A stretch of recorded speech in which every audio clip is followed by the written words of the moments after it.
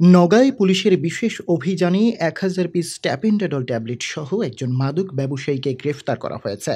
গ্রেফতারকৃত আসামি নওগাঁ সদর থানাধীন বক্তারপুর ইউনিয়নের পাহাড়পুর গ্রামের মৃত মেছের আলীর ছেলে মোহাম্মদ মোস্তফা সর্দার।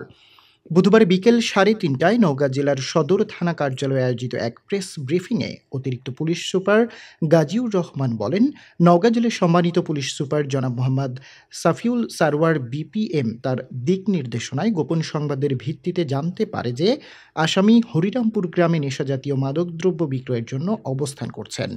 মঙ্গলবার বিকাল আনুমানিক ৬টা ৩০ মিনিটে নওগাঁ সদর মডেল থানার অফিসার ইনচার্জ মোহাম্মদ নূরে আলম সিদ্দিকী এর তত্ত্বাবধানে সদর থানার একটি চৌকস পুলিশ টিম এসআই নূর নয়ন সঙ্গীয় ফোর্স নিয়ে উপস্থিত হলে হরিরামপুর গ্রামের মাজেদ সাজেদুলের বিবিসি ইটভাটার ভিতরে কাঁচা রাস্তার উপর আসামিরা দাঁড়িয়ে থাকে।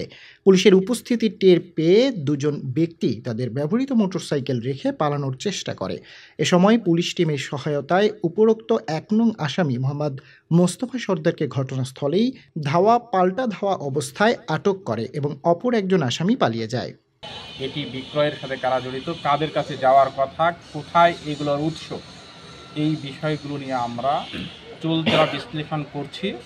আশা করি এই সব তথ্যগুলো উদ্ঘাটন করে এর সাথে আরও যারা জড়িত আছে সবগুলোকেই আমরা এই মামলায় গ্রেফতার করব। মোস্তফা সর্দার একজন চিহ্নিত মাদক ব্যবসায়ী। আগেও তার একাধিক মামলা রয়েছে।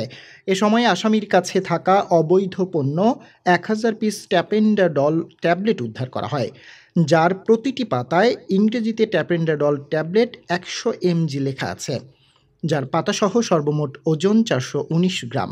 আসামির ব্যবহৃত একটি পালসার ১৫০ সিসি মোটরসাইকেল জব্দ করা হয়েছে। গ্রেফতারকৃত আসামির বিরুদ্ধে নওগাঁ সদর থানায় মামলা রুজু করা হয়েছে। অপর আসামি ও মাদক ব্যবসায়ীদের গ্রেফতারের জন্য এ অভিযান চলমান থাকবে। ডেস্ক রিপোর্ট, দৈনিক জয়সাগর।